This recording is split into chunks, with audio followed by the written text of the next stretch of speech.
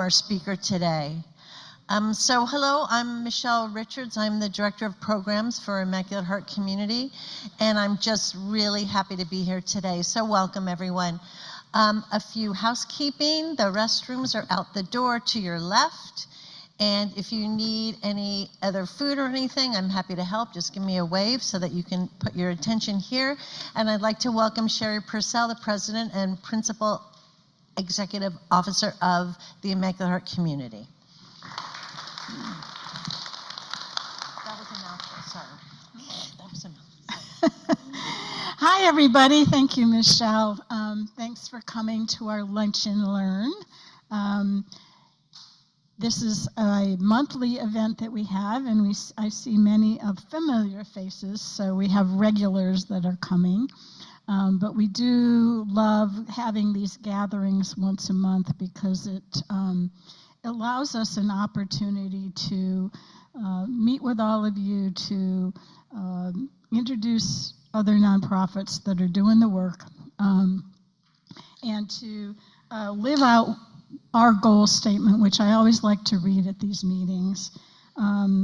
We say that we have a call to foster access of all persons to truth, dignity, and full human development, and to strategically change practices and situations which impede such access. So we think by gathering together once a month, educating ourselves on these issues, learning about wonderful nonprofits that are operating in the community, that this is a way to live out our goal statement.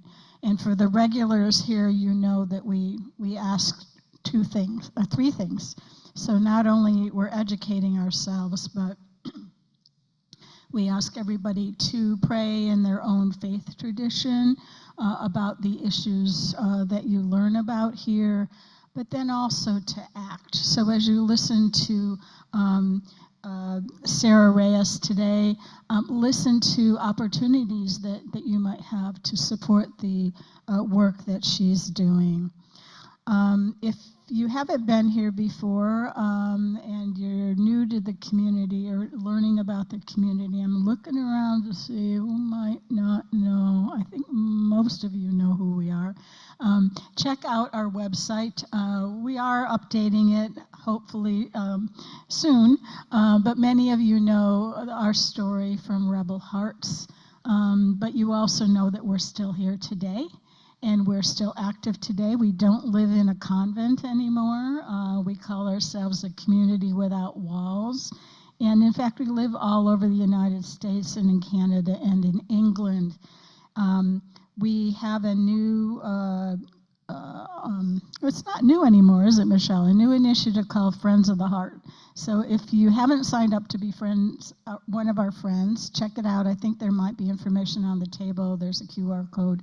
And so we invite you to participate with us as a friend. We're a group of people who believe in God, and we live out our faith through justice and social justice activities. So today we're welcoming Sara Reyes, who's the Executive Director of SELAH, to our Lunch and Learn. And I just ran into her in the bathroom like, oh, I know you. I've been looking at your picture in the elevator all week. So that was our introduction in the elevator and in the ladies' room. So welcome, Sara. Sara joined SELAH in 2019 as a volunteer, and she served as an organizer and co-chair of their communications committee, and in 2023, she accepted the role of SELAH's first permanent executive director. And I've heard the word SELAH for a long time, and every time I say, Michelle, what does SELAH mean? What does SELAH mean? So I had to write it down. It's Silver Lake, Echo Park, Los Feliz, Atwater Village in Hollywood. It's a neighborhood homeless coalition that's a pretty big area to cover, isn't it? And the vision for SELAH is that to create a community where every neighbor thrives. And it's a community-led response to homelessness. So they're committed to building a healthy community that benefits everybody, and they're powered by volunteers.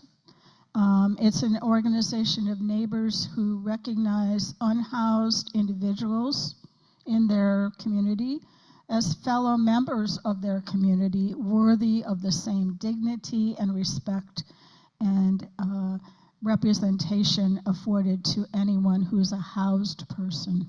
So we think that their work is reflective of our goal statement in the Immaculate Heart Community. So anyway, as you listen to Sara, please consider how you might get involved with SELAH and how you might be able to contribute to their work. So please join me in welcoming Sara Reyes.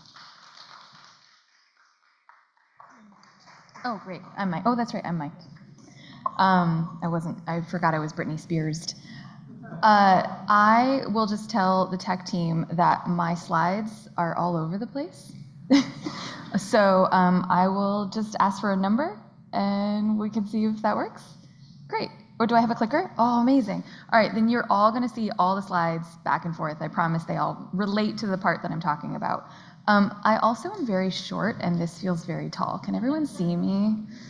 Okay. Well, hello, my name is Sara Reyes. I'm the Executive Director of SELAH, as they introduced. I just want to say first and foremost how grateful I am to be in this room. I'll talk a little bit more about it, and I say it a lot, so I sound like a broken record, but especially in a time of separation, when everything in the world seems to be pitted or set up to sort of create this us versus them dynamic, coming together like this in community just feels like a radical act.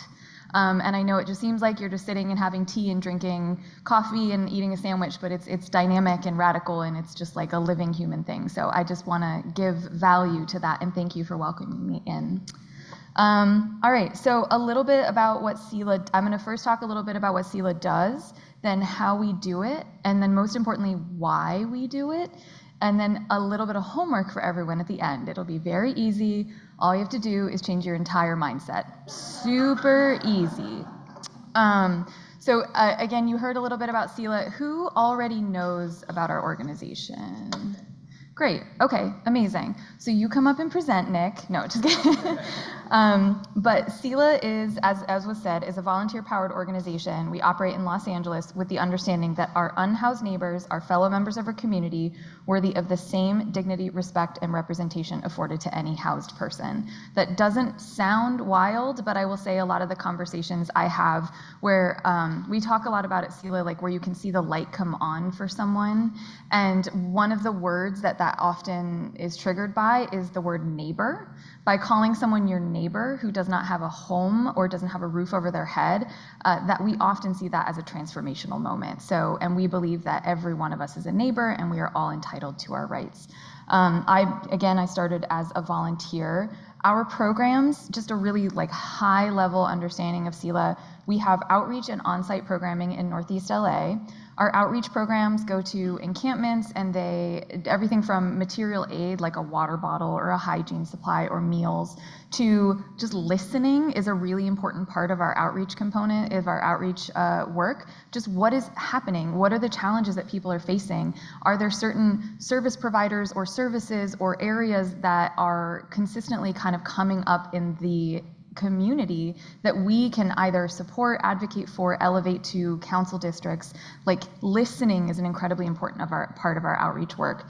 And very importantly too, on our outreach routes, we provide rides to our on-site programming. Nick, not to pick on you again, actually is our shuttle driver for most Saturdays, I feel like, or like one of our most regular shuttle drivers.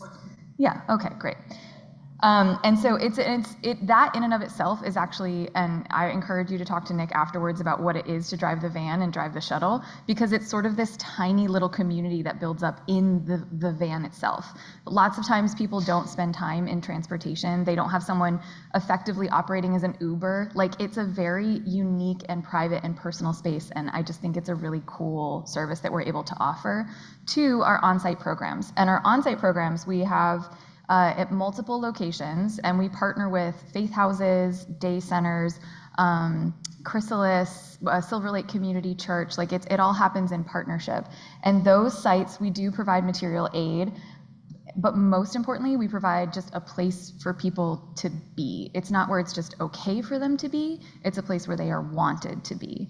And again, I think if anyone knows about just the current policies around homelessness in LA and California and our country, you know that there are now laws being put in place that are making it illegal to exist in public places if you are not deemed acceptable for whatever reason.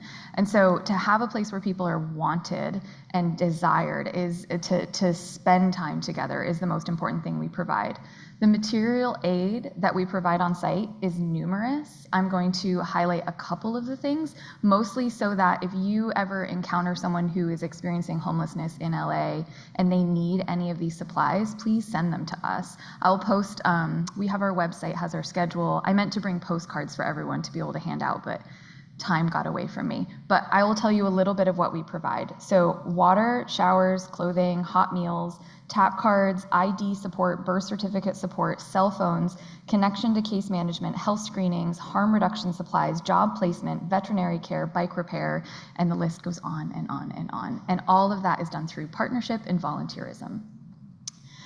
So really that's it. Like we don't do all, we provide directly what we can and we partner for the rest of it. So that's what we do. What we are is, as I said, a place for neighbors to connect and to, importantly, sort of ideate for the end of homelessness. And when I say we're volunteer powered, I really truly mean it. We only have 3 staff. We have almost 600 volunteers. They give over 10,000 hours of their time every single year. Just for reference, there are only about 8,000 hours in a year. So that's the amount of time that people are giving. I talk a lot about this too. I feel like we were just having this conversation where I believe that the one resource we are born with is time. It is the only resource that is inherent within us. So when someone is so giving of their time, the one resource that we have, like, we do not take that for granted. And our volunteers give generously. Our volunteers also come from all walks of life. We have people who are homeowners.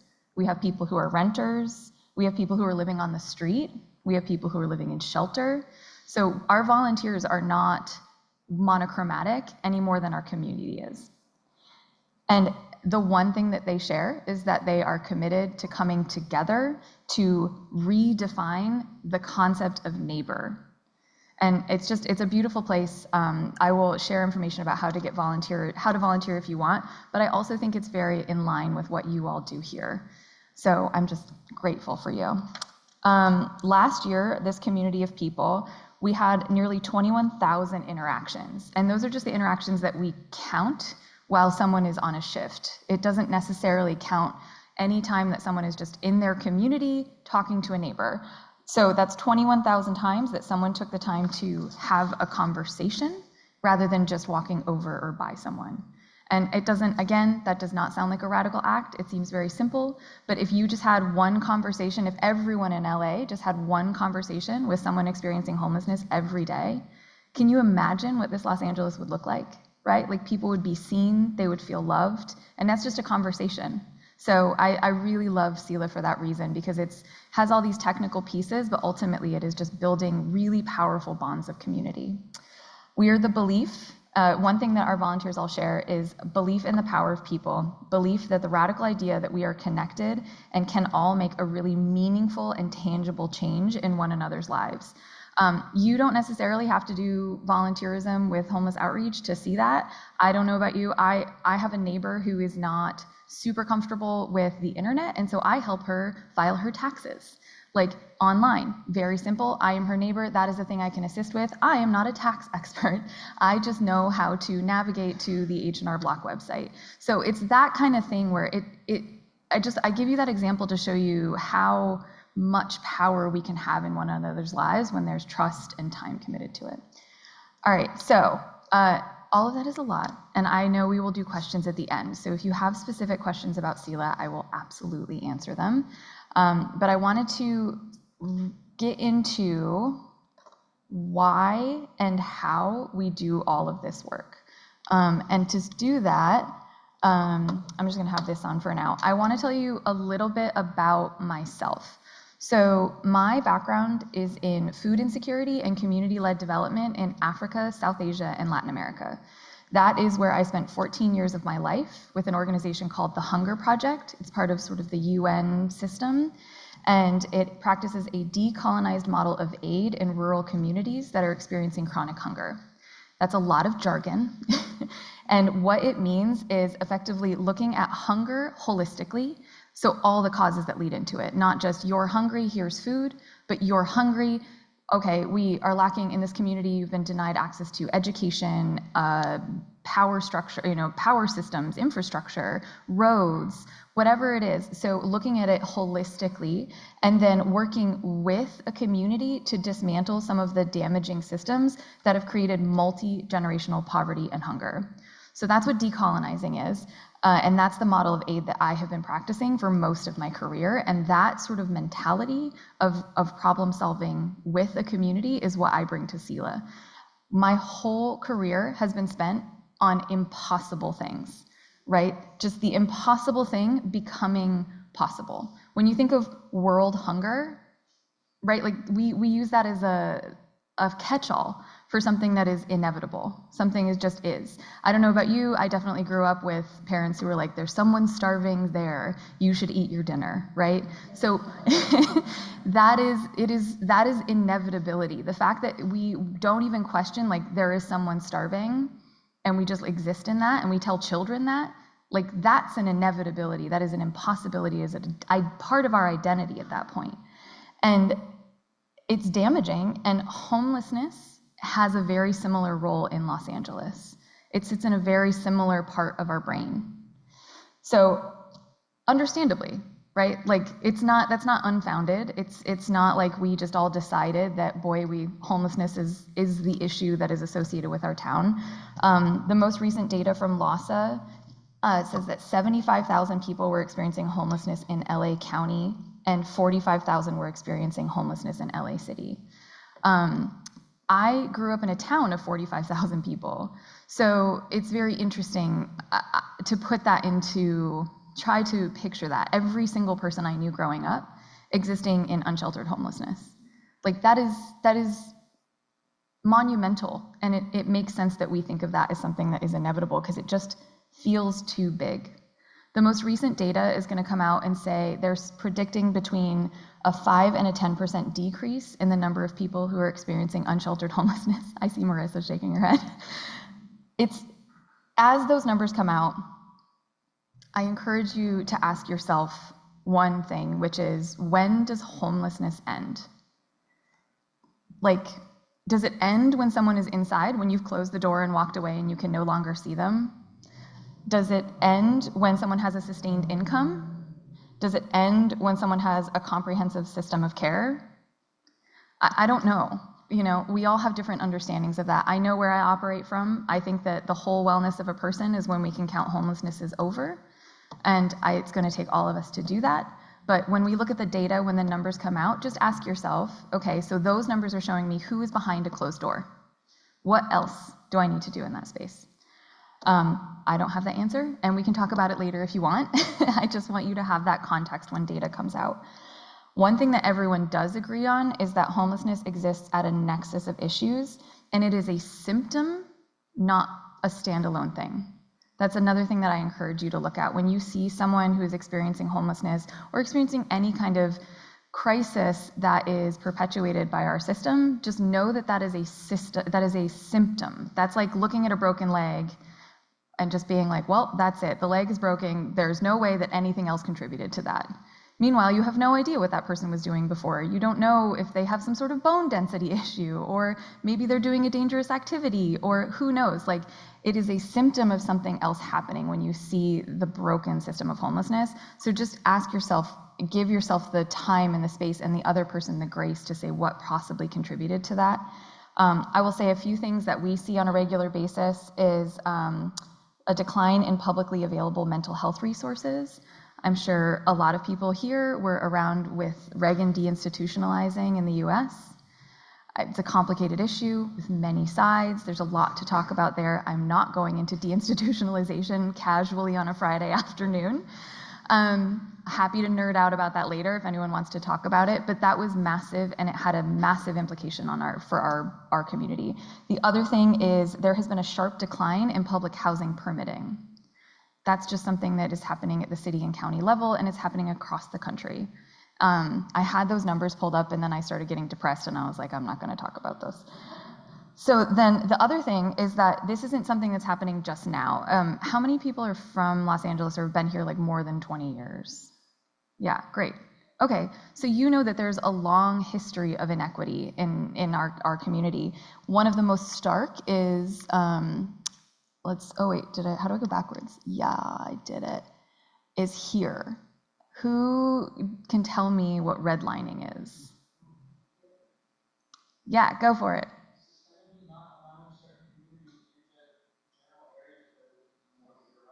Yeah, so it's it's discrimination in financial systems against people who have a particular demographic. Most often it is along racial lines. This is redlining this is the redlining map of Los Angeles in 1930. I don't know if you guys can see it. So these red places are where Black and brown communities were not allowed to mortgage, or a lot of financial institutions were discriminating against those communities. This is the map of homelessness in 2020. Can you see? So like, we are not dealing with something that is new. This is a part of our DNA or we think of it as a part of our DNA for a reason, because it is rooted in a long-standing systemic issue. Again, so you see why I only wanted to say one depressing thing, share one bit of data. So for all of these reasons, people tend to think of Los Angeles and homelessness as being inextricably linked. We come by it honest. I can't blame anyone for thinking that we are linked. There's the juxtaposition of Beverly Hills mansions, right, like extreme wealth, and Skid Row, extreme abject poverty. That you see that in movies, in songs, in books. It's in the stories we tell ourselves about our city. And something that is so technically vast, right? So there's all the technical components about we've got this decline in public housing, we've got decline in building permits, decline in spending around public services. And it's both technically vast and narratively so entwined in who we are, right? It's the stories we tell. That means it does not have a silver bullet fix. So anytime you see someone who is on the news and they're like, don't worry, we have an app for that, just think for a moment, and I'm joking, that's funny. I've literally had multiple people come up and tell me that they have an app to fix homelessness. So it's which I'm waiting. I think that I encourage everyone in this room to just think critically and skeptically when someone says they have the answer for homelessness, because it's just so dynamic and multifaceted.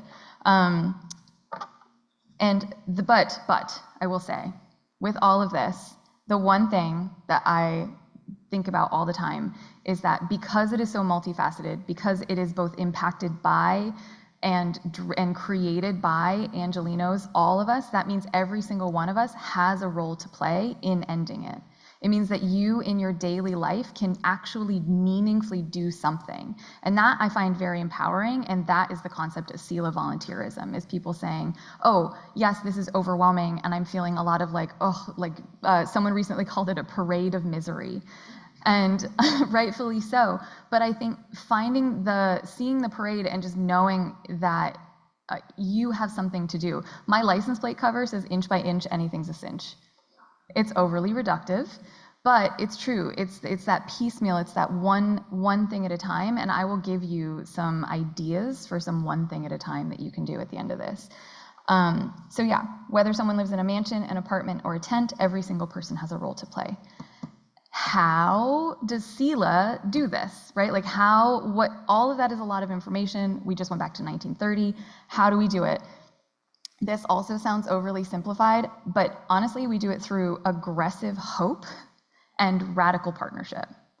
It means that, again, as I said at the top, we look at times of separation, we look at all of this, and we decide to create communal spaces like this as a radical act. We also just give ourselves up to vulnerability. there's a lot of trust that happens in what we do. And yeah, it doesn't always work out, because when people are in scarcity and you trust them, there is a real possibility that they're going to take more resources from you than you were necessarily prepared to give. But it takes that kind of vulnerability and that kind of, to do the trust building. It takes, one thing they said was like the #1 resource that we have, it takes time.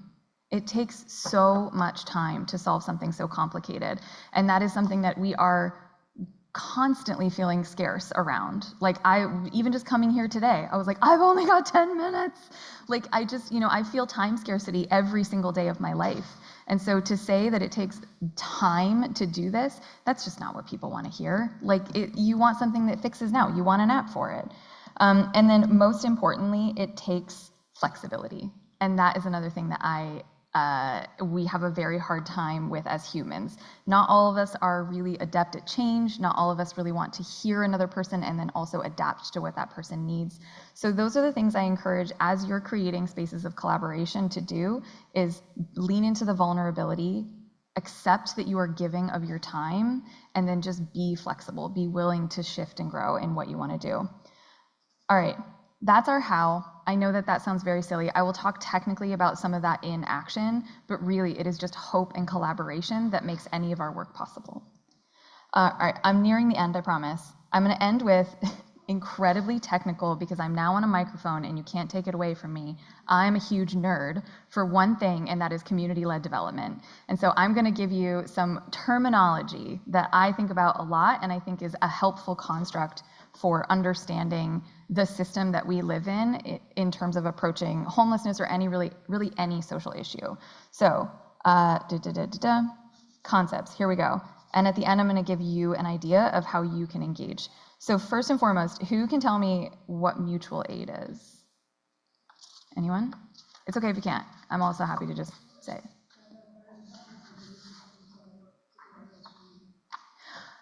That's a little different. That's a public service. But yeah, the collaboration is good. So does anyone else want to try it, mutual aid? Marissa? Organizations with similar no one organization has to be the expert in everything.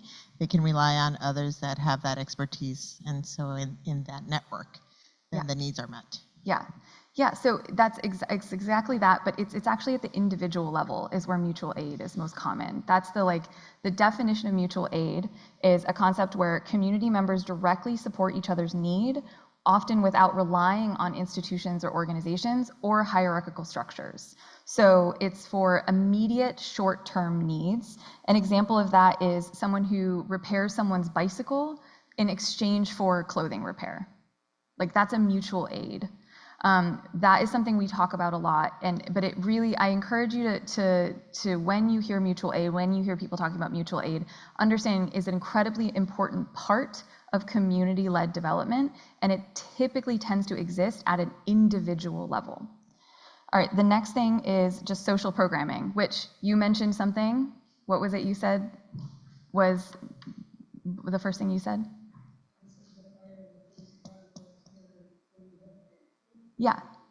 Yeah, fire department, police department, any sort of, we have a TAP card, like a Metro card program for people who can't afford it. Anything that is being provided from a government level, from public funding, that is going to be something that I will classify as just social programming. They're, as a part of community-led development, as a part of making sustainable solutions to impossible problems, you need individuals engaged in mutual aid, and you need the government engaged in social good.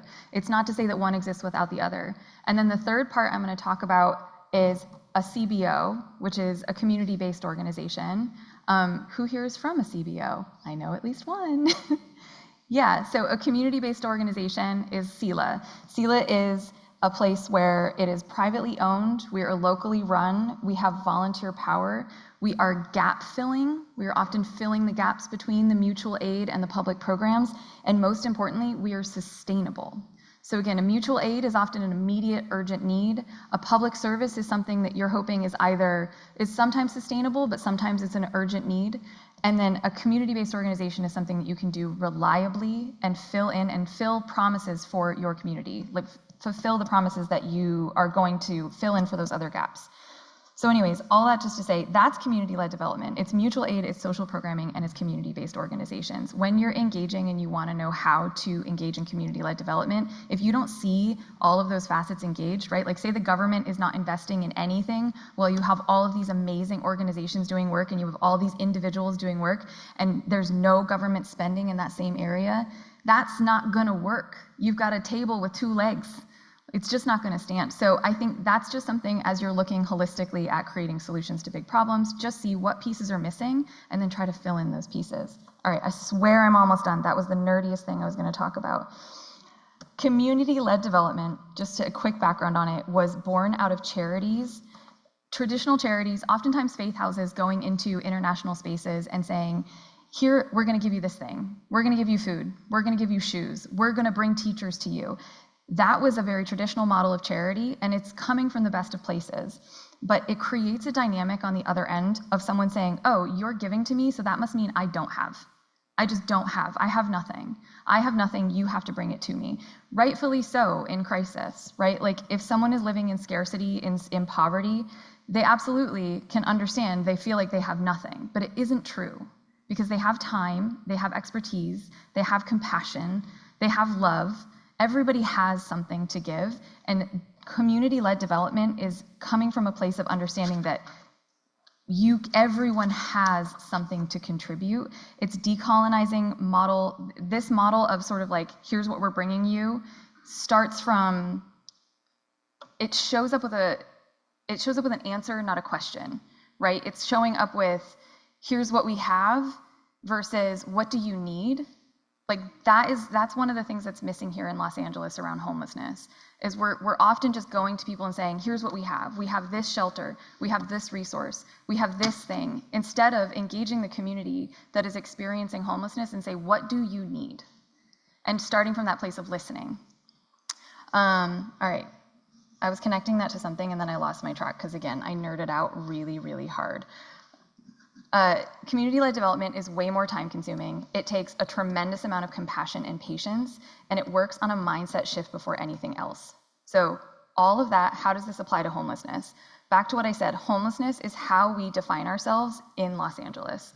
It is the most powerful thing, and this is your homework, write it down. The most powerful thing you can do as an Angelino is to let go of the narrative of homelessness as inevitable and encourage others to do the same. It sounds easy. Oh, sure, I'll just decide that this is not a part of our identity. But again, we went back to 1930. Like homelessness, inequity, it is a part of how we define ourselves. So find something you love about Los Angeles and make that its defining quality. Find something good in the people and your neighbors around you. Make that Los Angeles' defining quality in your mind and encourage others to do the same. And I know it doesn't sound like that is a direct action, but it is. It absolutely is. Mindset shift work is not easy, but it ripples out long term, and it starts to create a community where people care for one another, and they're defining each other, defining themselves by the best qualities within us, not the worst qualities within us. So that's your homework. Just change your whole mind. I feel like that's pretty easy. Homelessness has a solution. It is collaboration. I will end on, this is all of our partnership. This is what I mean by like radical, vulnerable collaboration. This is how many people are involved. I mean, this isn't even the full list because I ran out of space. This is how many people we bring into our programs. This is everyone that we collaborate with to bring everything from coffee to case management to bike repair to trainings to just whatever it is. This is a lot to manage.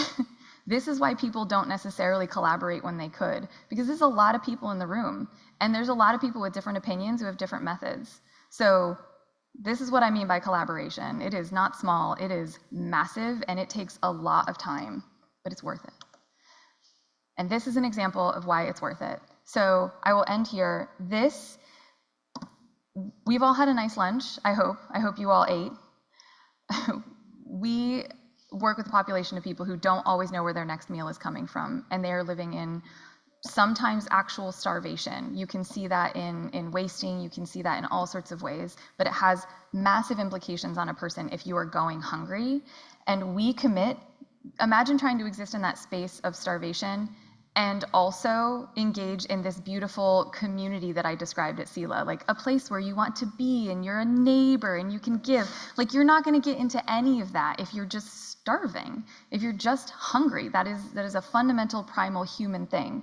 So we commit to feeding every single person who comes through our door, because that's step one. Also, I have a background in food security, so it means a lot to me. But that is the one thing we do. But we don't have the money to buy thousands and thousands of dollars of food every week.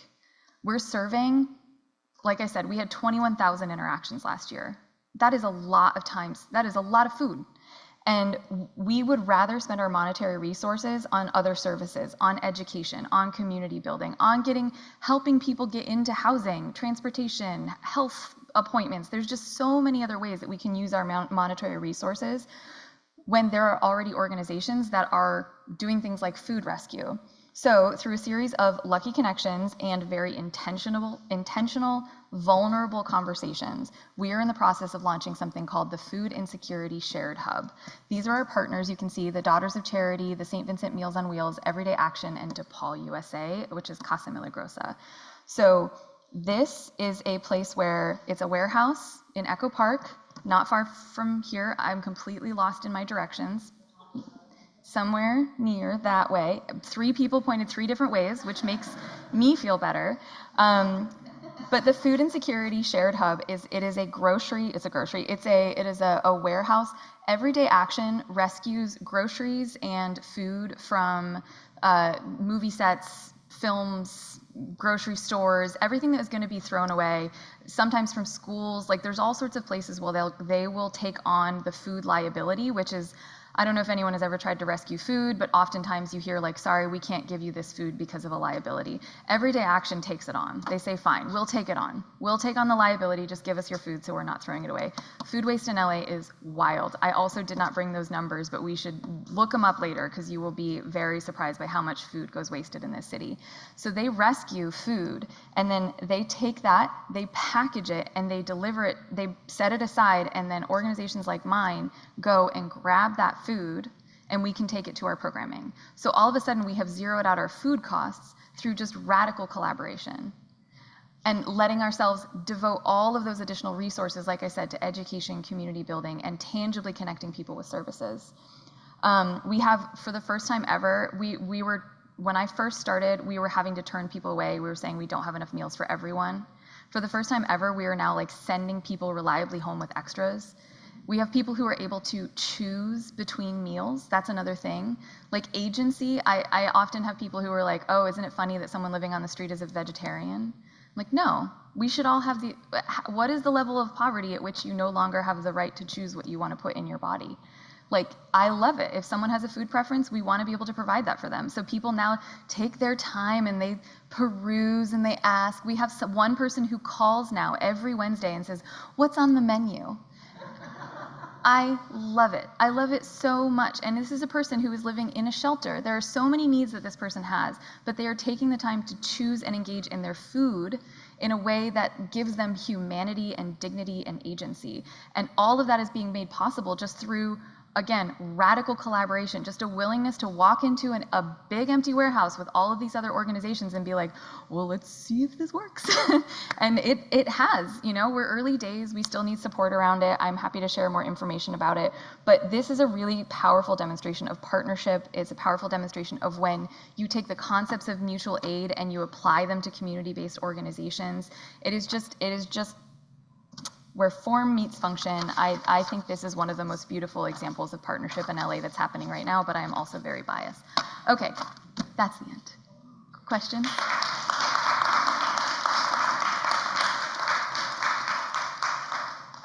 Pop quiz, no. Any questions? I know I covered a lot, but again, I will say again, I am a huge nerd, so. Oh, it's working out. Thank you, Sarah. I just want to make a note, and thanks for sharing more of your expertise. If you have a question, please wait for a mic to come to you so that our friends on Zoom can also hear what's going on. Okay. Oh, and I have Ann. I have a question about if the law goes into effect saying homelessness is illegal, where do those people go? I mean, it doesn't seem to make sense to say, yes, you shouldn't be living there on the street, but where do they go? The very short answer is jail. But that's not a solution. You should tell Newsom. I mean, then the next day they get out, and where do they go? Then they go to an ER, and then the next day they get out, and then they go to jail, and the next day they get out, and then they go to an ER. It seems like it's setting ourselves up for failure. Absolutely. Yeah, I think this is where the time thing comes in, right? It takes time and energy, and we need to invest in not just housing solutions, but homelessness solutions. Because again, it's not just about building a place. If we could just reverse all the policies around building affordable housing, that wouldn't fix it. You would have a lot of people inside who are still suffering, and now they're suffering alone and invisibly. It's not easy. It's not a simple answer. I wish I had one, but yeah, the answer to your immediate question is jail, ER, another town. But even that, if you listen to, there are videos of a particular political figure talking about setting up internment camps in the desert. So, you know, that's it. We don't have the answer to that right now. Yeah. Oh, Nick. Yeah, I've been volunteering with SELAH for a number of years, but one thing that I've noticed more recently, and you addressed it early on in your talk, was the kind of spectrum of people who are coming out and volunteering. Yeah. Because when I started, it was much more of a kind of housed neighbors responding to homelessness in their neighborhoods and in an affirmative way. But over the years now, yeah, we are seeing participants volunteering or former participants. And I was wondering if you could talk about how you see that shift having happened and what kind of contributed to that. Me. Yeah, because of where I come from, because I come from a model of decolonized community-led development, where again, I worked for an organization that went into communities that were experiencing chronic hunger, and it started from what we called vision commitment action workshops. And the first thing that you do in order to get people to set visions is talk to the people who are most impacted by whatever is happening. And one of the things I loved about when I first joined SELAH, it was the conversation piece that drew me to it. It was being an outreach volunteer and knowing that real, honest to God conversations were happening, but I wasn't seeing that happen at our administrative level because it's a lot, because it's not an equal opportunity, it's an equitable opportunity. Someone who's experiencing crisis needs different things in order to volunteer. They need different support. They need different opportunities. They need all sorts of different things because you have someone who is living in active trauma. It would be cruel to say, okay, you're fine, go, you know, we'll completely let you, I don't know, like, okay, now you're responsible for handing out clothes to other people and you can't have any clothes. You know, like you wouldn't do that. You have to create different types of exchange and support structures for people equitably who want to volunteer. So that was my goal. I wrote a little memo. I was like, we're going to have a participant to volunteer pipeline, and I think now we have 20 participant volunteers. Yeah. So yeah. There's so many levels of homelessness. Yes. And everyone is just dumped into the list of, you know, Sheila or, you know, Lhasa who does the list. And so they're all, and I think that it's important to recognize the people who are homeless because they've just lost a job, they're living in a car, there are so many different levels of needs of people who are homeless. Absolutely. And we need to recognize the needs of the drug addict is different from the person who has a mental illness, Yeah. who is different from the woman who is living in her car with children. And it's difficult to also replace those people in the same roof over your head at a motel. Yeah. And so I think that we must take a real serious look at following up. The answer is not jail. The answer is mental health treatment centers, Absolutely. drug centers. I'm going to give you a quick example Yeah. of a man named Caesar, that if you are parked on Laguna Avenue, you may see Caesar there. He's been there on and off for 5 years. He needs mental health. He sometimes will brandish a machete. He has set a car on fire. I know some of the people, his neighbors, who are concerned with themselves, but they are also concerned with him. One of the neighbors has provided a really nice tent shelter there. I feel that the city and the system has failed him for 5 years because he has not gotten the mental or drug help that he needs. Absolutely. And we have failed the neighborhood. Not because we see him as something less than God's creation, but we haven't seen his need and answered it. Absolutely. Thank you for sharing Caesar's story and yours as well. Absolutely. No one person is experiencing homelessness for one reason. So therefore the solution cannot be one solution, right? It wouldn't make any sense. Because everyone comes to homelessness for a different reason, every solution has to be different because every person is different. You've identified, you're totally right. This is a person who needs mental health intervention, definitely needs support, needs social support, needs technical support. One of the things I'm feeling hopeful about in the Los Angeles continuum of care is starting in 2026, there is going to be more, you're going to start in coming months and years, you will see more conversations about approaching from a mental health perspective. An example of that is, does anyone know what the Circle team is? Yes. Yeah, so the Circle team, is an intervention. You call 911 and ask for an unarmed response to someone experiencing homelessness. And the Circle team, it used to be run by a group called Urban Alchemy. I believe there's a new group taking over the contract. It's not a perfect system. It is very much with the best of intention, supposed to come out and have a mental health first intervention with a really targeted approach.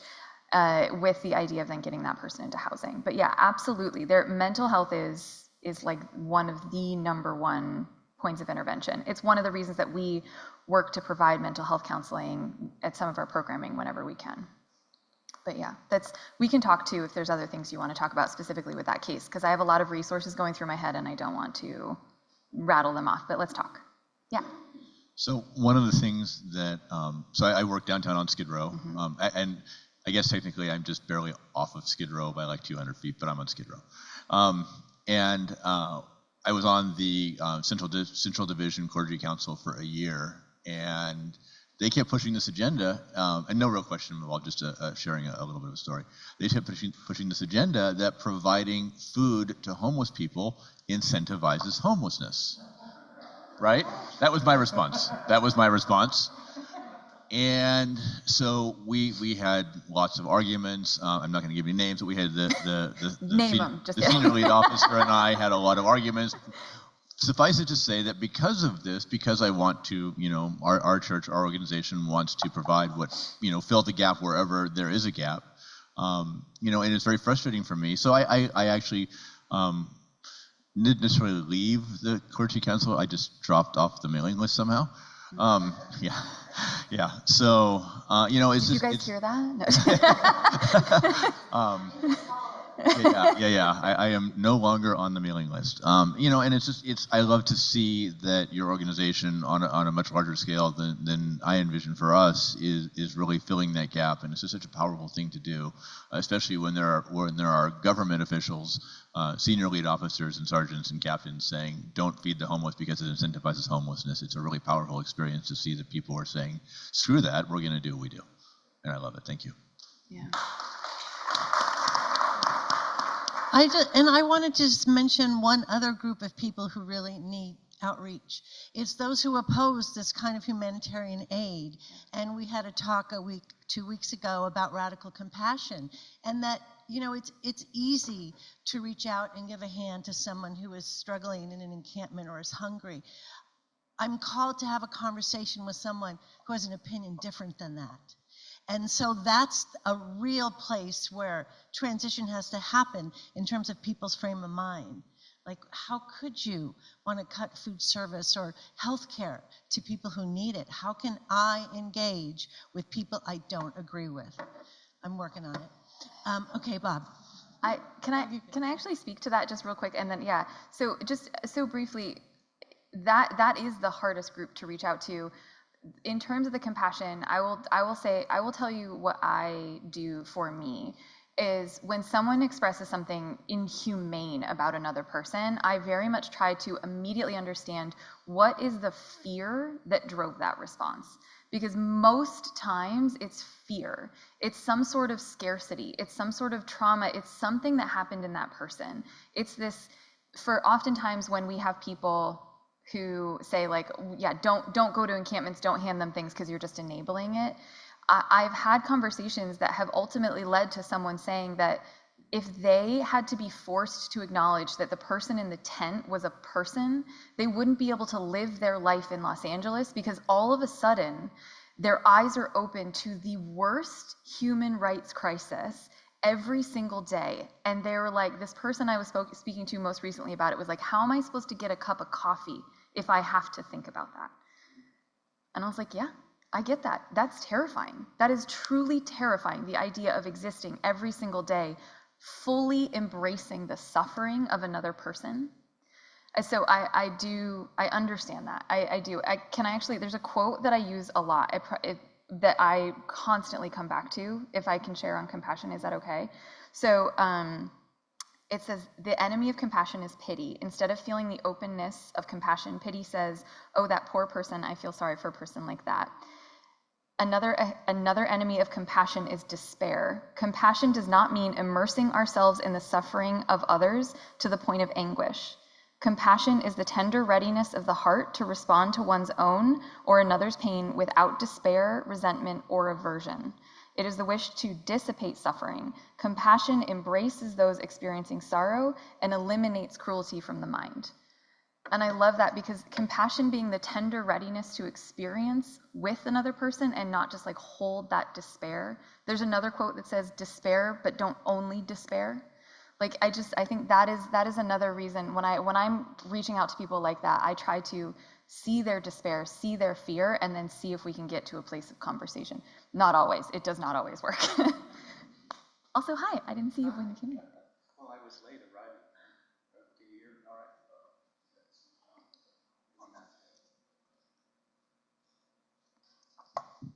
right. Thank you very much. Well, Sarah, as you know, we're in your fan club here and have been for a long time. I'm Bob Williams, one of the senior canons with the Episcopal Diocese.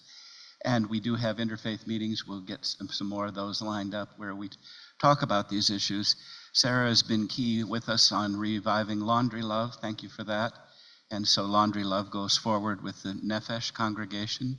For those of you who are unaware, there's a worshiping synagogue here as well as the Episcopal Congregation of St. Athanasius and, of course, Immaculate Heart. And we see ourselves in shared sacred space and trying to respond to the needs of the community. So thank you for being among us and part of us and inspiring us. You're reminding me at least of the mantra of housing works, whatever it takes for as long as it takes. And this has been the story with our neighbor Caesar.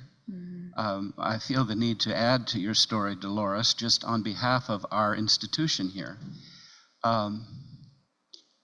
As you know, this is the headquarters of the Episcopal Diocese. And the bishop, John Harvey Taylor, has asked repeatedly and emphasized repeatedly that Caesar be put in touch with services. We have gone down the list of every one of the services that were mentioned here.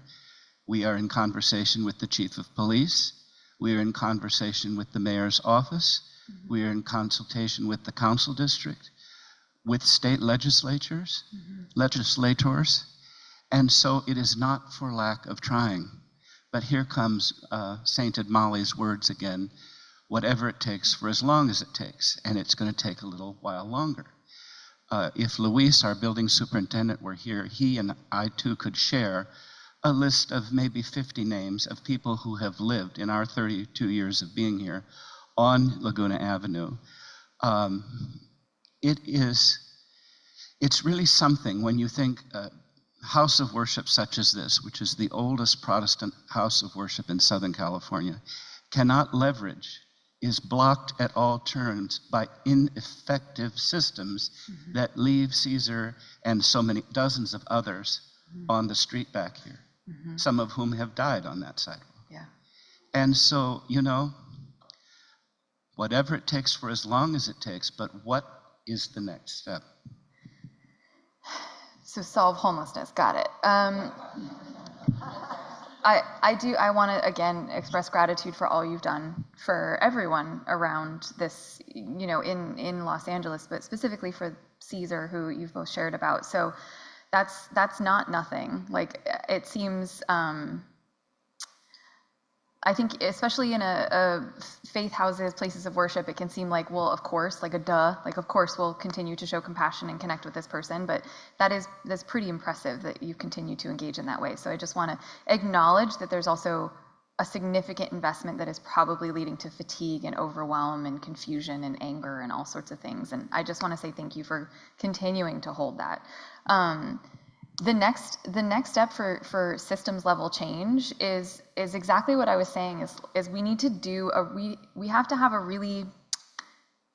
we need to take a different approach to how we're looking at homelessness, and not just specifically homelessness, but citizenry, like how we exist in Los Angeles. Because again, homelessness is a symptom. That's what it is, a symptom of all of these other issues. We have people who are living paycheck to paycheck and everything is going to rent. Like, we have more people coming to our programs now who aren't actually unhoused. They are housed, they are over the age of 65, and their day programming has been cut from like Griffith Park or wherever they were going for meals, or they worked for 30 years and they did it right. They did everything right. And now all of a sudden they are coming to the place where they're making the decision between rent, medical bills, and food. And no one should have to make those choices. So I only bring that up to say, like, what comes next? Unfortunately, what comes next is groups like this, all of us as Angelinos, looking at not just the homelessness, again, the symptom of all of these things, but going up a level and saying, like, what are we voting on? Who are we putting into office? What organizations are existing that maybe need more support? Because again, there's that like trifecta of like mutual aid, public service, and CBOs. Like, what's missing? In this, for you specifically here, what's missing? You as a faith house, you have the government. It sounds like maybe there's like a mutual aid arm missing of some kind. I don't know what that is. Maybe that's enrolling someone to have a conversation with Caesar. Just we can talk, this is what I mean. My brain is going really fast. But I think that what comes next is looking up a level, and that is overwhelming. And I have lots of ideas about how people can vote and get active, but again, I think that is a conversation for later. Oh, yeah. But no, a question, and Yeah. thank you so much, Sarah, for all the work you do and for SELAH. I want to go back to especially your work you've done with food scarcity. Yeah. And just from years being at Alexandria House, many of the people who come to our house are definitely dealing with food scarcity and that anxiety and a trauma, especially if you're talking about mom not knowing how they're going to feed their kids. I've also witnessed some miracles where when there is food and people can begin to breathe and know there's some food, the whole mentality of sharing and community and watching out for others. It's happening at our refrigerator that's in our front lawn now, and folks actually now take some for their neighbors. But I was just wondering how that transition is supported. And I know it's especially more complicated with the rise in food costs, but how to help folks deal with the trauma of food scarcity even when there is food available. Yeah, it's a great example. I think food is scarcity mindset in general is behind a lot of this.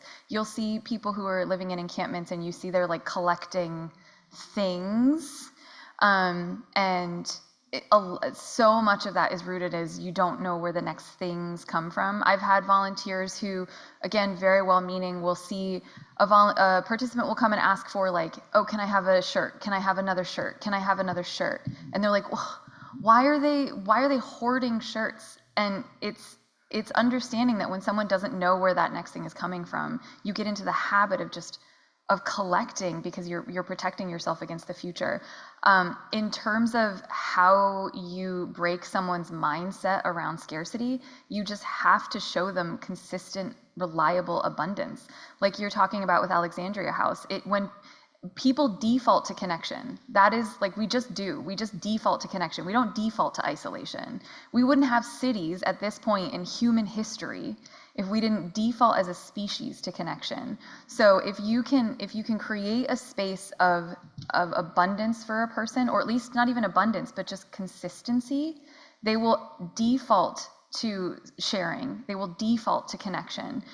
For the most part. I mean, there are obviously outliers. Also, there are people who are just meanie heads, like, whatever. Like they're all, you can't paint every human with a broad brush, but the reliability piece of it is the best thing that you can do anytime someone is expressing scarcity. Even if it's reliably just one piece of bread, they at least know that every single day they're going to get one piece of bread. I would bet they would start sharing about half of that piece of bread. And so that is something that we do at SELAH, is if we cannot do it sustainably, like if it is something that is a flash in the pan, really nice idea, even if it is something that is really cool, we don't do it. We don't do it because if we make a promise, we're going to keep that promise. And that is just our commitment to our community. And when we can't meet a promise, we go out of our way to communicate why, how, and find a solution with our community. And when I say our community, I mean our volunteers and our participants. So reliability is my answer to how do you address scarcity. Yeah.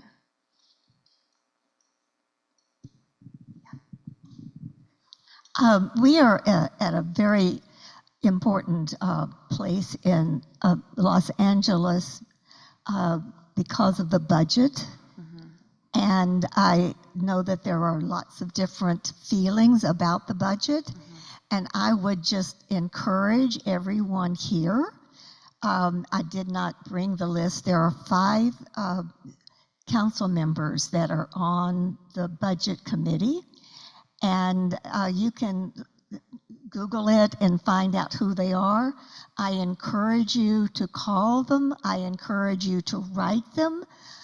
This is the time that the city council is poring over the mayor's budget suggestion.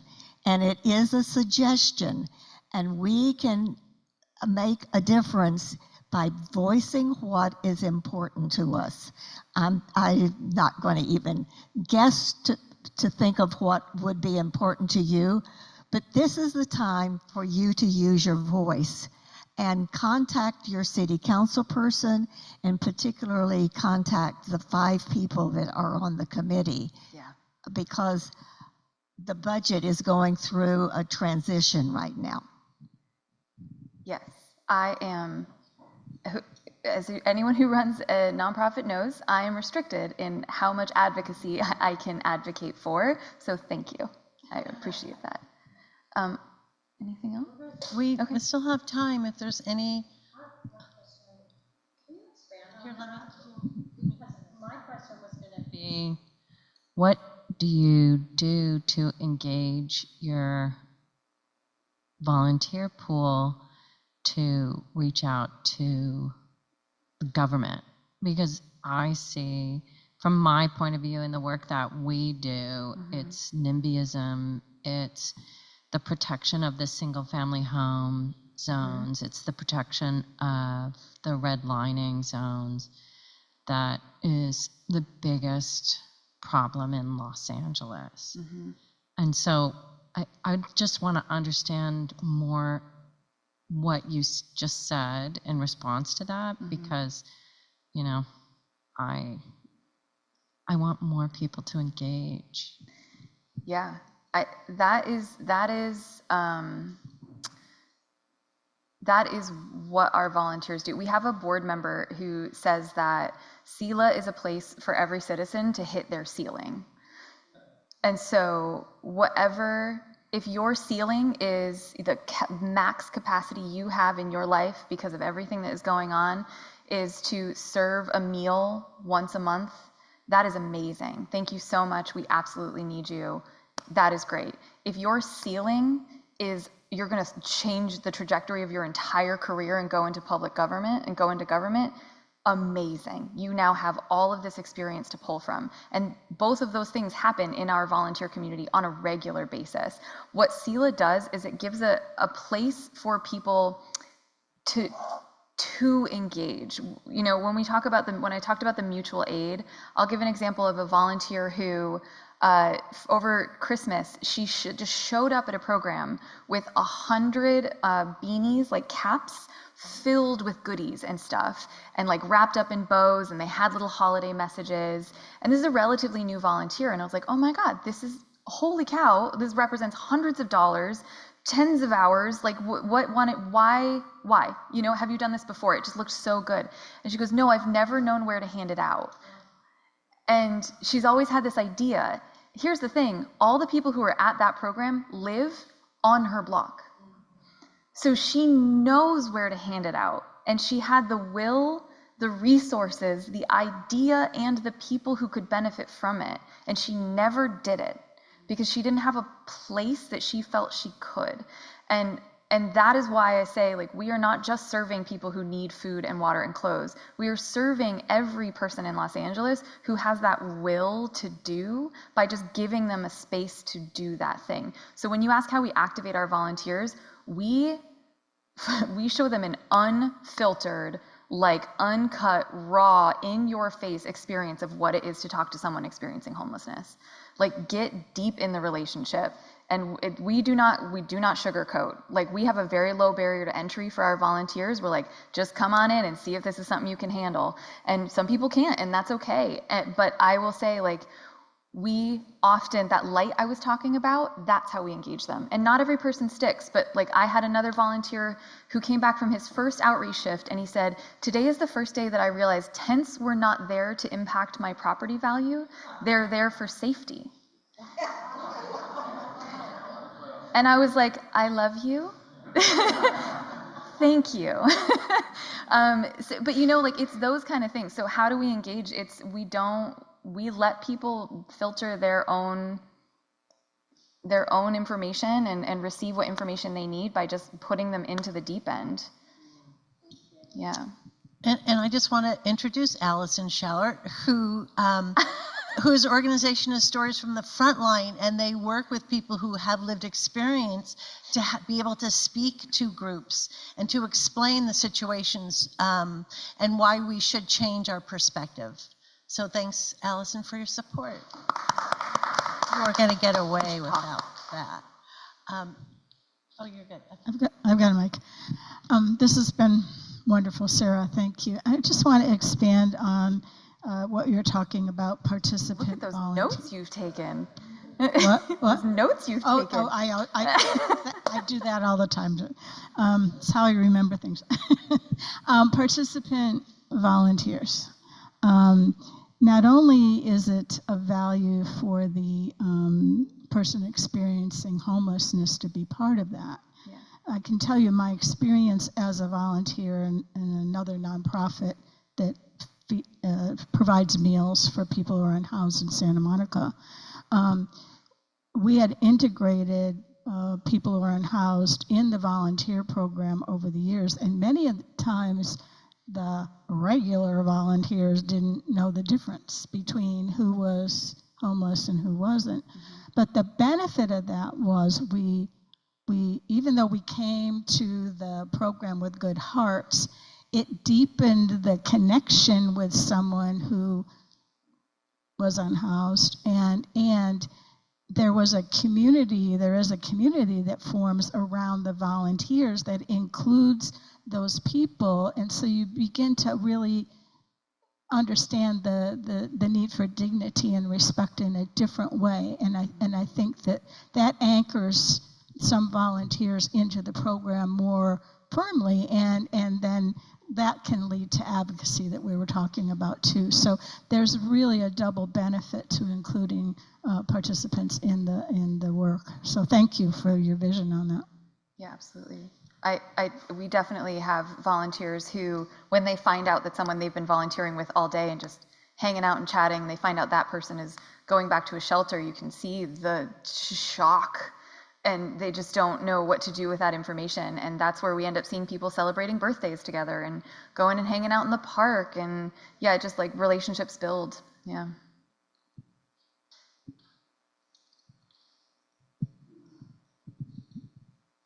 I just sort of have a practical question. You have 3 employees managing 600 volunteers, and how do you get your funding?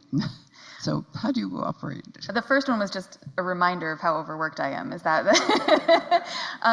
yeah, we have 3. So we have 3 staff. Our staff are myself as the executive director / comm / development person /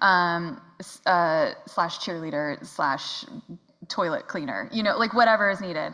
And then we have an operations manager who is really also operating as like a program director, helping us make sure that we have like haircuts on site, and our recent relationship with Project Street Vet they've spearheaded, and also making sure we have all the shampoo we need, like all of the really administrative logistical things that go into the material aid aspect. And then we have a volunteer manager who is an angel. And I'm pretty sure has no life of her own. She is entirely integrated into the SELAH community. So many of the SELAH volunteers are her friends. They text with her. But that is one of the things that we employ is a model of community-led development internally within our operations. So it's, even though we have each of us as a point person, our volunteers themselves are self-managed in a lot of ways. So we have people who have self-selected to be what we call program directors, and they basically just own a program. They own, like a Wednesday program, there's one person, his name is Grant.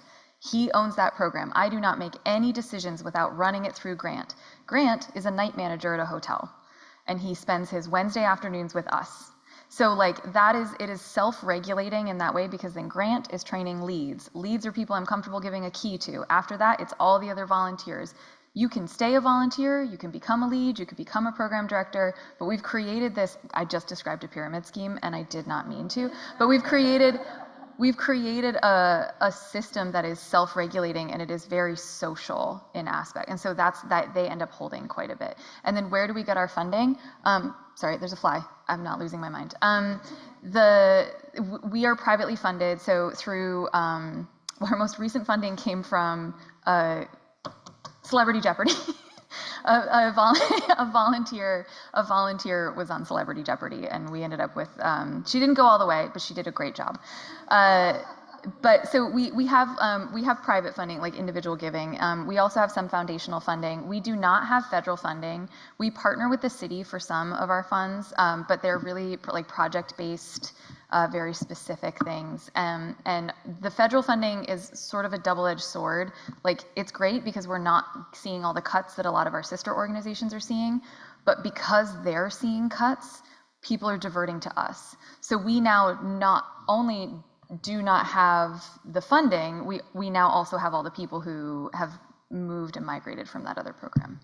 So it is a puzzle for sure. And for anyone interested, actually, I just will do a quick plug. On Wednesday, the 21st, next week, I don't know if anyone likes wine, but we are having an event at the Silver Lake Wine. It's a $65 ticket. It's going to help us fund haircuts for the rest of the year, and it comes with a wine tasting. And we're going to hear from the person who has been giving haircuts to our participants, who's a local salon owner and artist. And so if anyone is interested in learning more, and also we'll have a bunch of our volunteers there. We're going to talk about some of our like funding future. We're going to talk about what the impact of what's happening at LASA. We're going to talk about a lot of that. So if you're interested, yeah, the 21st, and I'm happy to share more information. Yeah, hi. My name's TC. I spend my Saturday mornings with the Brothers of Charity, and we feed the homeless. But I'm intrigued by fish because a lot of the people that used to donate food don't, for the very reason you mentioned earlier. Yes. Is this limited to your region, or You want to get in on it? I think we do. I think we do. Even after I told you how messy it is. Ours is messy too. Yeah, no, it is not limited. Anyone, we're early stages. Like right now, Everyday Action is doing a lot of directly delivering food to us from the rescues. So we're still kind of working through scaling up the like receive, package, give to the programming, mostly because we just don't have refrigerators yet in that space. So we're early days, but once that machine starts going, absolutely, it is not a closed system. This is a relatively small group of people just because it is taking a lot of trust, like a lot of trust. There is stuff that is not on paper that maybe should be, but it is just a trust-based relationship right now, but it is a functional one. So once we have a little bit more built out, absolutely. I have my cards too. I'm happy to give my card to anyone. Anyone else? Anybody on Zoom? I didn't, okay. All right, well, we're a little bit early, but I'm sure there'll be more things to talk about while we visit afterwards. So I want to thank everybody. Thank you so much, Sarah. I learned a lot, and your volunteers are amazing. They're amazing. They are. Really feel connected. So I want to just thank you all for coming. Next month, on June 20th is our next Lunch and Learn featuring our friend Bishop Dylan here, and we'll be talking about relationships and the second phase of homelessness, the housed homeless. So again, more on relationships. We didn't mention the film, maybe Sherry mentioned Rebel Hearts. So Rebel Hearts is the story of the powerful and committed women at the core of the Immaculate Heart Community. And we're going to be screening it on July 19th downtown at the Regal Theater as part of the International Short Film Festival. If you're on our mailing list, oh yes, please join our mailing list. Some beautiful Karita bookmarks back there. Scan the code and you can join our mailing list. And please consider becoming a friend of the heart. And that's a way of giving, and it's a way of being in community with us. So as was highlighted here, how really important that part of our human connection is being in relationship. So thank you for your time, everyone who is here and on Zoom. We will send out SELAH information and some of the things that Dolores talked about also. And Bob, thank you for your contribution also. And so, remember, if you like what we do and you're able to support our work, please scan the QR code and consider donating so that we can continue these monthly luncheons. I hope you appreciated the lunch that Chef Tim, and I'm so grateful for all the workers at St. Paul's who are just amazing friends and really committed to making sure this is a place of hospitality. So thanks, everybody. You have a few minutes, so thank you so much. We do want to take some pictures. Okay, bye, everybody.